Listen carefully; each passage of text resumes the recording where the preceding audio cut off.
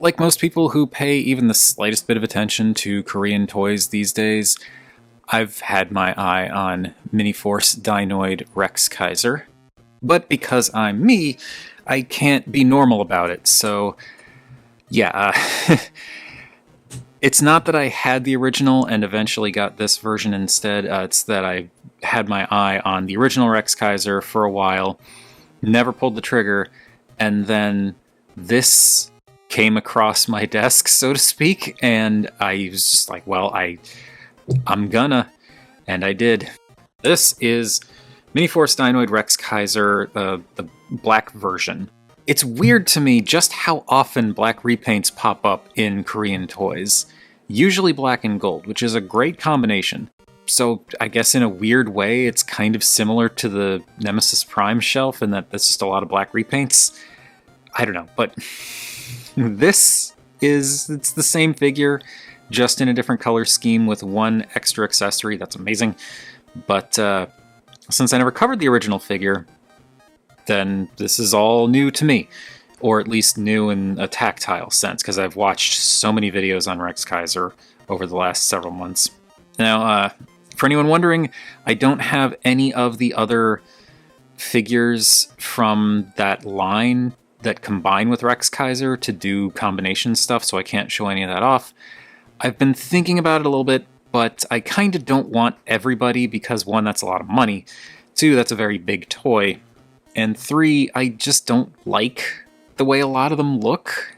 However, the shark that turns into a chainsaw arm, I'm giving a lot of thought to. So maybe at some point in the future I'll get that figure and be able to show off this particular Rex Kaiser with a big old chainsaw arm. But for now, it's just base Rex Kaiser in a really nice color scheme. Getting this guy in hand, the differences in tones and stuff, it's subtle, but it's there, and it's actually really nice. But first we are going to start by looking at the car, and honestly I don't know what the car is called. I don't know the name of this thing. I might pop it up on screen, I might not bother. But this is actually, I think, probably the place where the change in deco is the most obvious and where it suffers the most, because while this is a cool looking car, you kind of this is supposed to be a windshield up here, but it's just black like everything else around it, so you kind of lose that. It still looks cool. There's a lot of really nice detailing, a lot of nice molding, and the contours of the car are pretty decent. I like the color scheme here. I like the black with the kind of gunmetal-y silver, the red, and the gold, though the gold is all plastic. It's not paint, which is fine, but it has made me think. I was saying this on Discord the other day, how if I had the means, if I had the right kind of paints and stuff like that, and also the patience, I would probably love to take this guy apart, the whole Rex Kaiser set, and paint the gold plastic an actual metallic gold color. But I don't have the means or the skill or the patience for that kind of thing right now, so I'm not going to take the whole thing apart to do that. But it's a nice color scheme, and the details that are picked out in paint and separated plastics are nice. It's just in the car in particular, as I said, you lose a lot because the windshield is black, and so it just blends in with everything else. But it is still neat. I wish this locked in under here. It doesn't, but it holds position kind of, but it's just a little bit that could have been better. Maybe I just need to tighten it up. I don't know. Rolls pretty decently, and that's that. This guy though, this is obviously the bulk of the figure, because look at the mass difference between these little and the size difference. But this is also where I was kind of I don't know about the colors, because they're very, it's a very monotone thing with just a little bit of gold and red for accents. But looking at this guy a lot more closely, I started to notice how it's actually really cool that they used slightly different tones in a few places with the grays and stuff. How you've got this silver in a few places, then just the gray plastic, obviously the black and the red. And then for the dino head in particular, it's this is not the same shade of plastic as this. This is like a black plastic. This is like a really, really dark gray. And that helps things to stand out a little bit. And also having that two-tone, really dark gray, and then the much lighter kind of gunmetal silver gray, it really helps to separate out the colors on this guy. Again, it's subtle, but it's there. And there's a lot of little details that are picked out, like the black in the crevices up here, the gold up here, and everything going on in the hips and stuff. But some of this is separate plastic and some of it is paint. The tail, of course, you've got all this stuff going on here. So it separates out pretty well with the colors. As a design, it's a little awkward. Not as awkward as, say, the first Studio Series Age of Extinction Grimlock, because that was a pretty awkward T-Rex. The hips are kind of in the right place, but they're still kind of weirdly chunky, like the legs are extremely chunky. The back is kind of hunched, makes it look like the T-Rex is wearing a backpack a little bit. He's got something of a gap in the chest there, though that does allow for a little bit of articulation, which we will get to. I feel like this is supposed to stay up here, but there's enough play in the ratchet that it doesn't really. It could also be something I can fix. Actually, let me check something. Yeah, it didn't work. I was trying to see if I could like bring this up an extra click before bringing all of this in, but bringing this in just pushes this back down one click. So yeah, that might just be mine. And it's not like loose. It'll stay up there if you push it up there, but like if you move the head around, you might pull this down.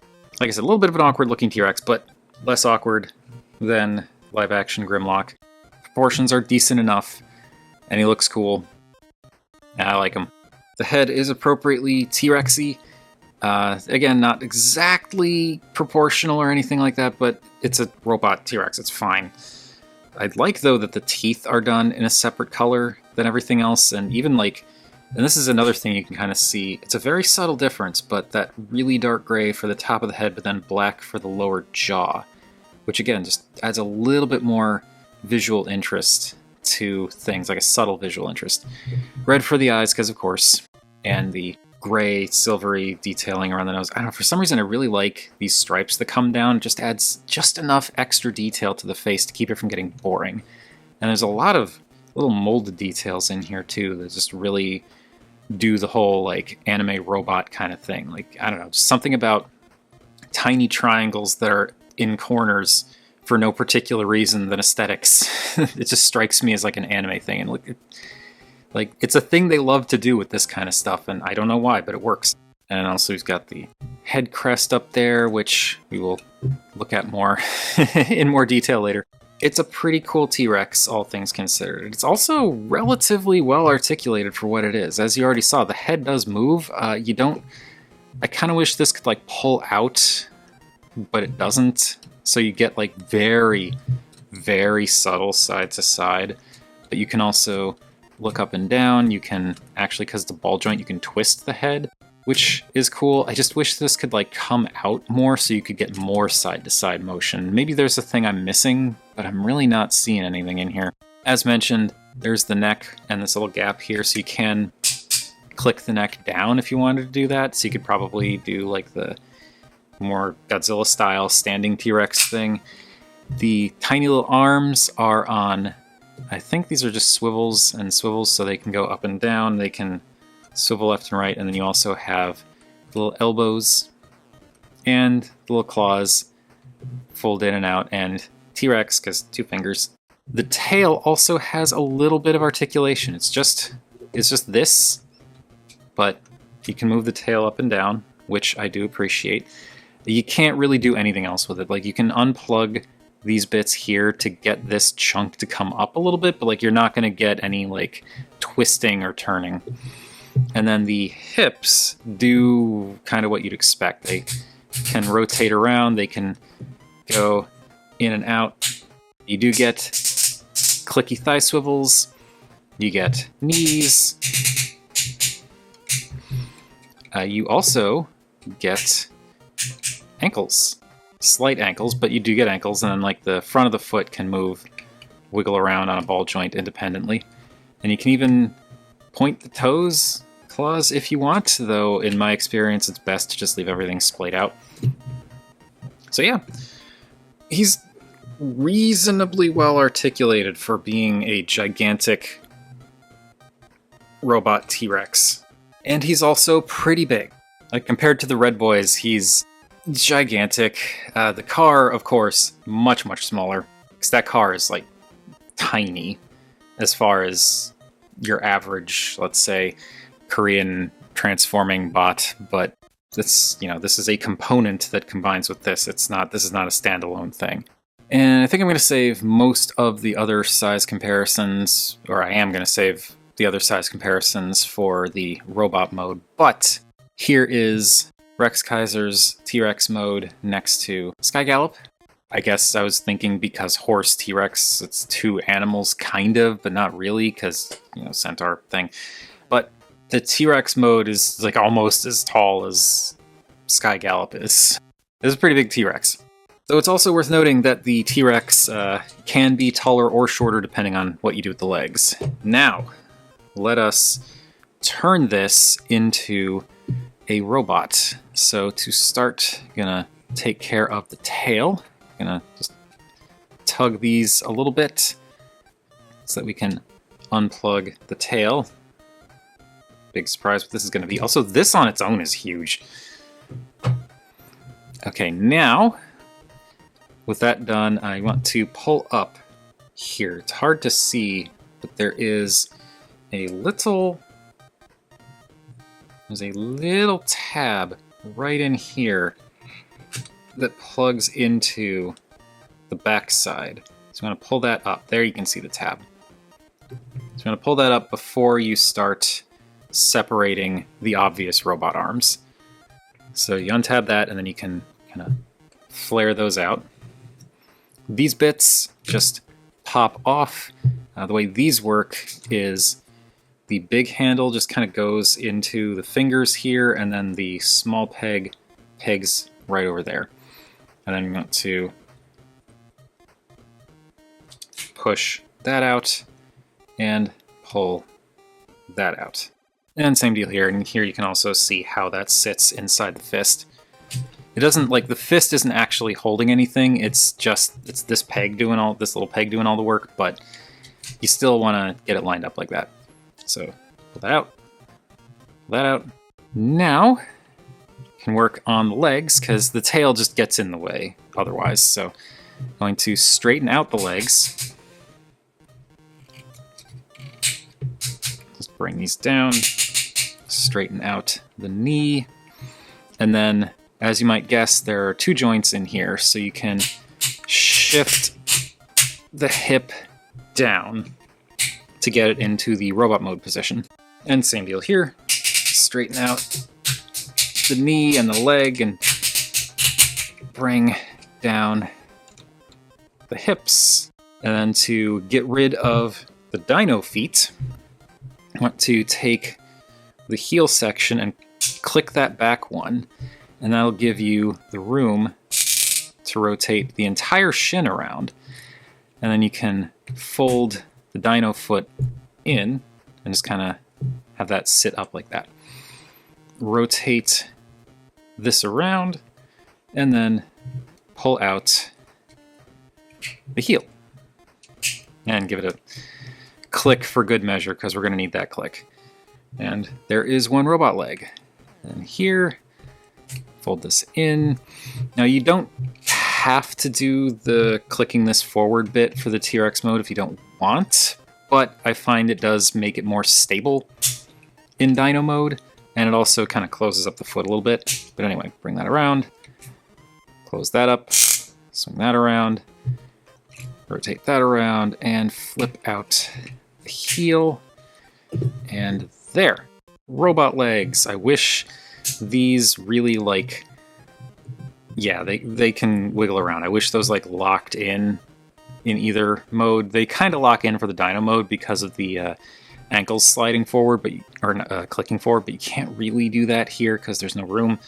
So yeah, I wish these were a little bit more solid, but they're solid enough. Now, going to swing these around, and this will clip in here, and there's also two little pegs that'll go in here. So that all smooshes in. Flip up this bit, rotate the arm, and we'll just bring it out a little bit to get it out of the way. Bring this in, peg that in, rotate that around. Oh, kind of gotta do that. And there we go. Arms.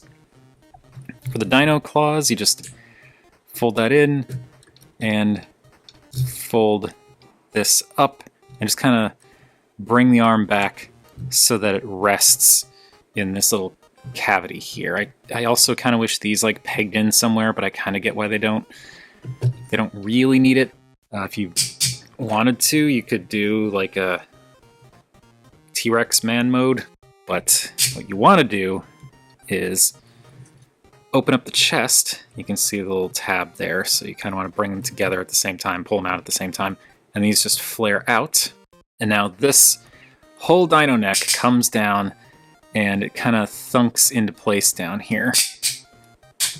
And it will click in.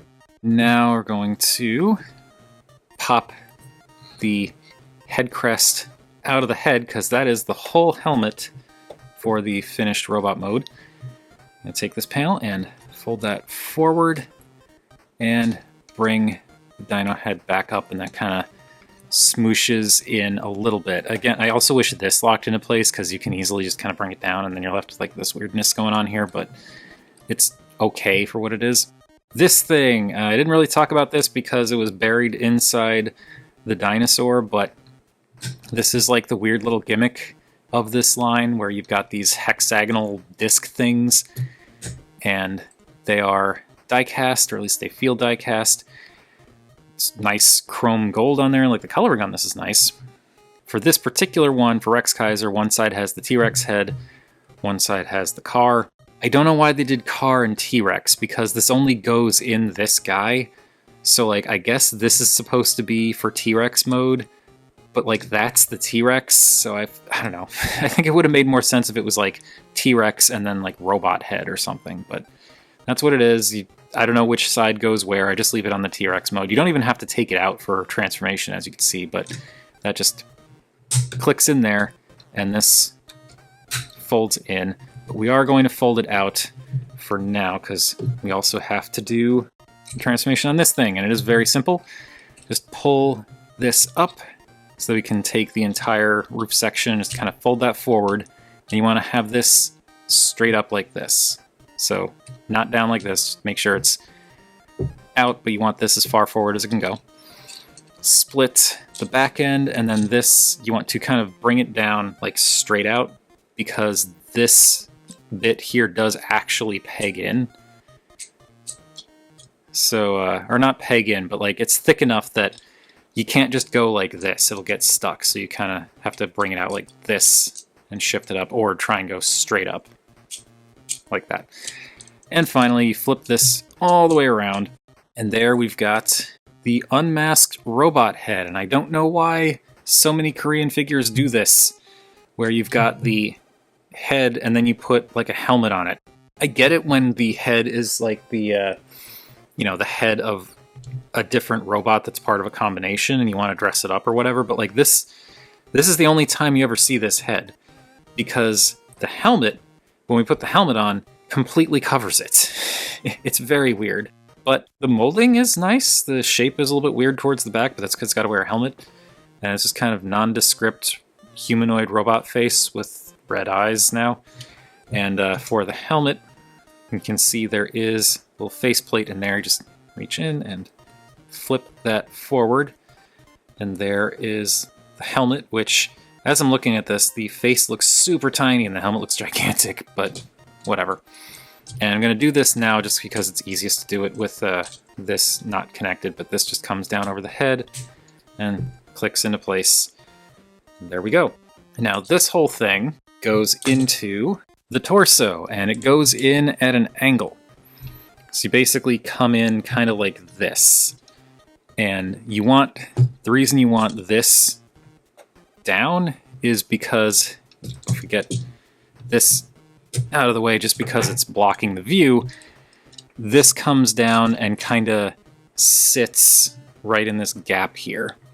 So this will click in, and you can see how this just sits right in that notch there, like fits perfectly. And that locks the head in place. And to reiterate again, you don't actually have to take this disc thing out of the holder to do this. I was just doing that so you could see how that goes. But once that's done, you can click that back in, and that is pretty much it. There is a little bit more to do. Just got to take these bits, and actually we'll grab this one. So I like to do the detailed portion facing outside. You can see there's this little tab here, like T-tab, and there's a little bit there. You want to slide this in. It looks like it should go in this way, but it actually goes in this way. And it just clicks in like that to give him this like back shoulder wing thing, which is kind of cool. And same deal on this side. Just click that in. And there is Rex Kaiser in black in his robot mode, and he looks marvelous. Like this is a super cool robot regardless, but like this color scheme is really nice. He does also have his tail that is obviously a sword, and what's cool about this is you actually have a place to put it. There's a peg hole on either hip. You can just peg the sword into the hip.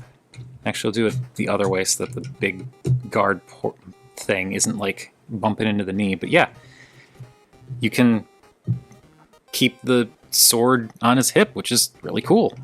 I kind of wish he had a way to store it on his back, but he doesn't, which is fine.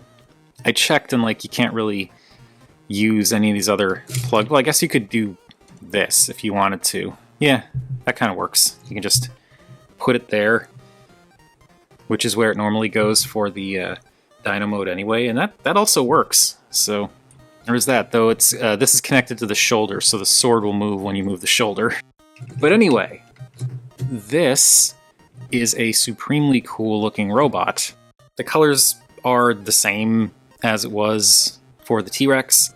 You get a little bit more in the sense that these bits are actually visible now in the shoulders, and the chest flares out into this gold plastic, which is pretty cool.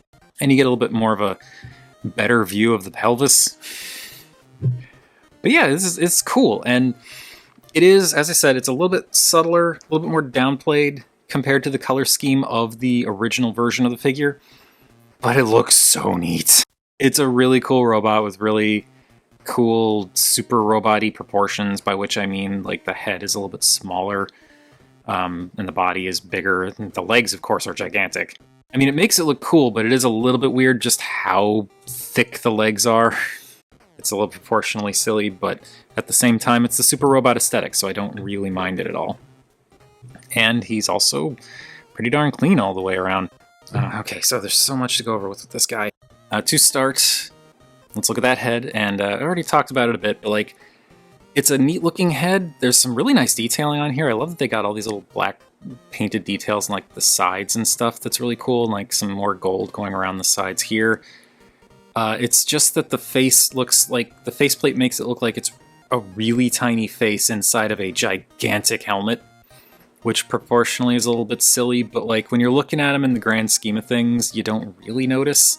And it still looks neat. I also appreciate how there are like these little teeth-like designs in the bottom section around the faceplate. Now, there is one thing that I like to do with this guy that I'm pretty sure this is for one of the combined modes, because the original figure did this too. But I like doing it for this guy because this is a different coloration of the figure, and I just think it looks cool. So this little head crest thing, flip forward, give him like a little horn. And I do not know which form, if any, this is supposed to be used for, but I just think it just adds a little bit extra to this mode, and like this color scheme being extra is definitely a positive. So yeah, cool head, face looks a little tiny, but still cool. And here you can kind of see in the grand scheme of things, like the horn doesn't stand out too much, but I just think it adds a little something extra to this design, this color scheme. Now, for articulation, I'm going to take this off. And as you saw, the head is on a ball joint, so you can actually get some side to side. It can look not all the way around because of the helmet crashing into stuff, but it can look around a fair bit. It can look down, can look up, and also like the plate is a little bit wiggly, which stinks. But yeah, pretty expressive head. The arms go all the way around, and the you gotta look out for these things if they're clipped in. But they can go all the way around. They can go out to a T. You get clicky bicep rotation. The elbow is single jointed, but it bends in, well, it bends to 90, but it can go a little bit further. It's just, there are like detents here, and there's, like, it doesn't quite hit the detent if you go in all the way, but you can go in all the way. No wrist rotation, which is a little unfortunate because it actually seems like this does rotate slightly, but I think it's just because of the way it's attached and like it's very square in there. It doesn't really rotate. However, the fingers are articulated. They are, bring this out, they are individually articulated. So you can bring each individual finger in. So you can do a fist, you can do a slightly open hand, you can do a very open hand. Unfortunately, you cannot uncurl them, so they're stuck in this kind of claw position. But I don't know, I don't really think he needs to point. The waist does rotate all the way around. And you may have noticed this when I was messing around with him before, but he does actually have an ab crunch. It's just, for no reason, just a dedicated ab crunch. I wish this was a little bit clicky, because everything else on this guy's joints is clicky, and this, like, it holds, but it's, you know, if you want to do like more subtle angles, I worry that over time that friction's not going to be able to work. But still, it's great that he has an ab crunch. You got hip skirts that can fold out of the way, and then the legs can go out to about there. You can also use that Dino mode joints if you want to. I don't really know why you'd want to, but you can use it. But that's basically as far out as it's going because stuff's banging into stuff up here. It can go, legs can go, if we get the claw out of the way, legs can go forward that far and back that far, and this is where that joint will come in handy if you want to get the legs up further. You can just do that so that the hip goes around the pelvis section. You get clicky thigh rotation, very clicky. Once again, wishing that these locked in, but they don't. And then you get ankle tilt. I can even go outward a little bit. You can click back a little bit, but in this mode, you can't really go, like I said, you can't really go any further forward than this because the foot's banging into this. And then you can wiggle the ankle if you need to. So yeah, articulation on this guy, pretty darn great, especially for, you know, these kinds of figures, because for anyone unfamiliar, a lot of Korean robots, at least up until recently, tended to not do much with articulation. So, like, you know, there are so many joints on this guy that are there purely because, like, it's not part of the transformation or anything, and I really appreciate that. Now, for accessories, he does have a sword, which I will give him in a minute, but he also has these things.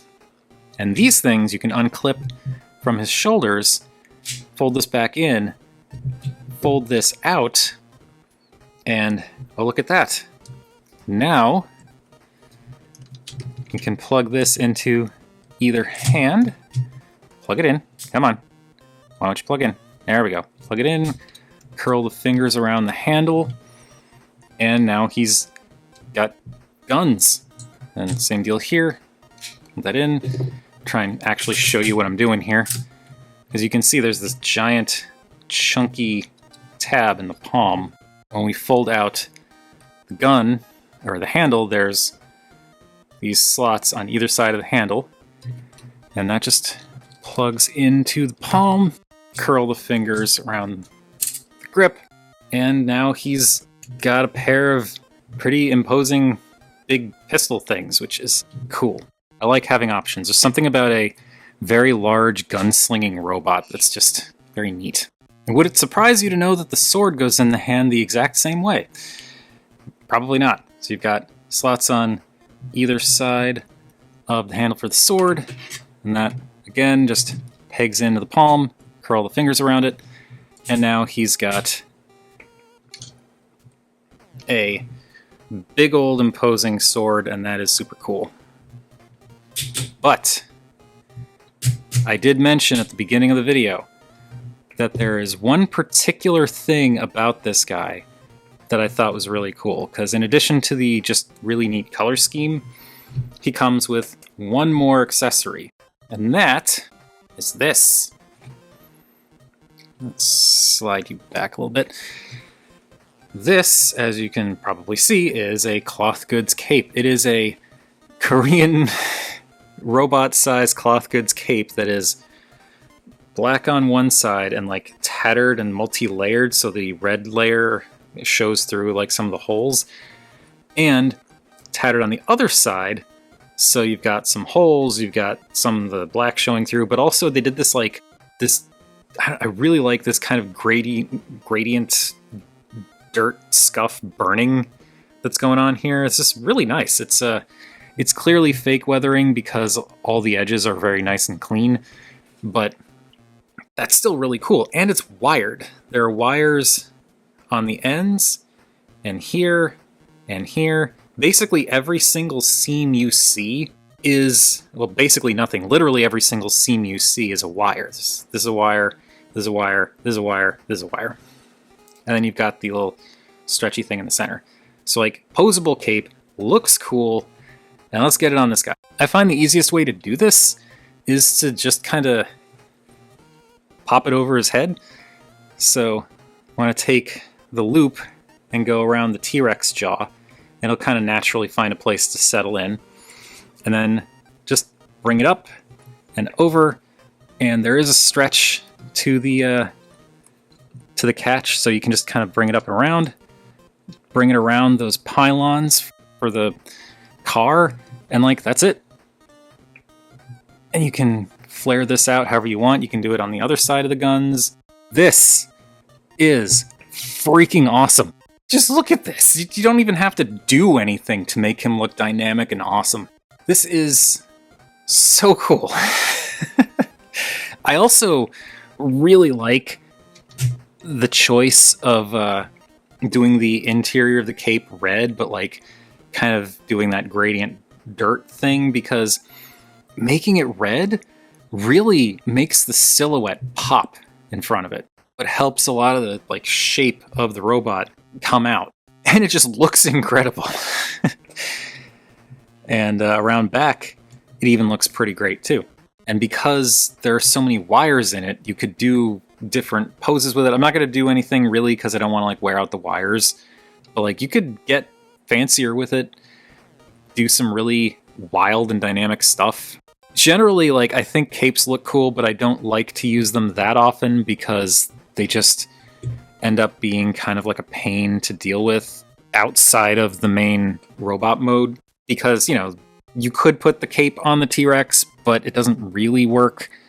You could put the cape on the truck, but that doesn't really work, that kind of thing.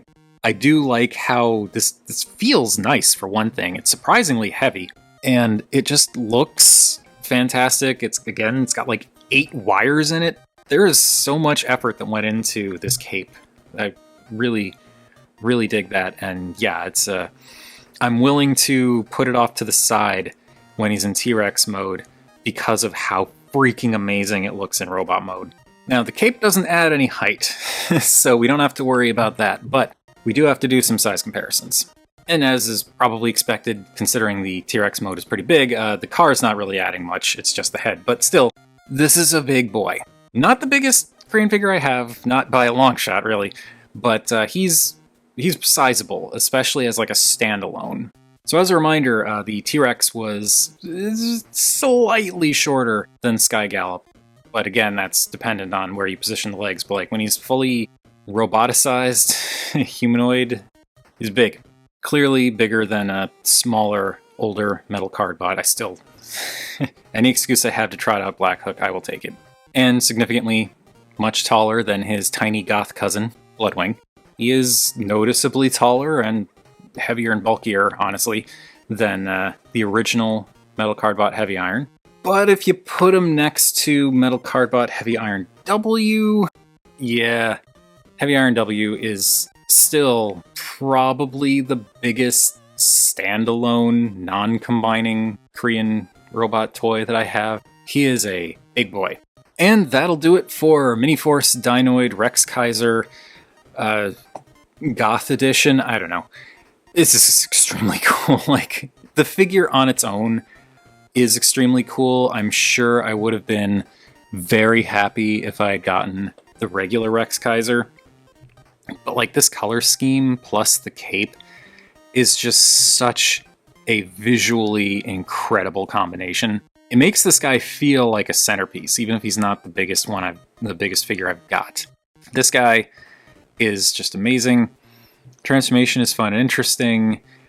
He looks incredible, as I've said many times. I love that you've got so many options, too, with what you do with him. Like, you can do the sword, you can do the guns, you can do gun and sword, you can keep the head crest up or down. Again, I prefer that because I just think it helps set them apart. And once more, the cape is amazing. But that is enough of that. No matter what I do, I cannot keep these videos, I cannot keep these recording sessions under like almost an hour. No matter how hard I try.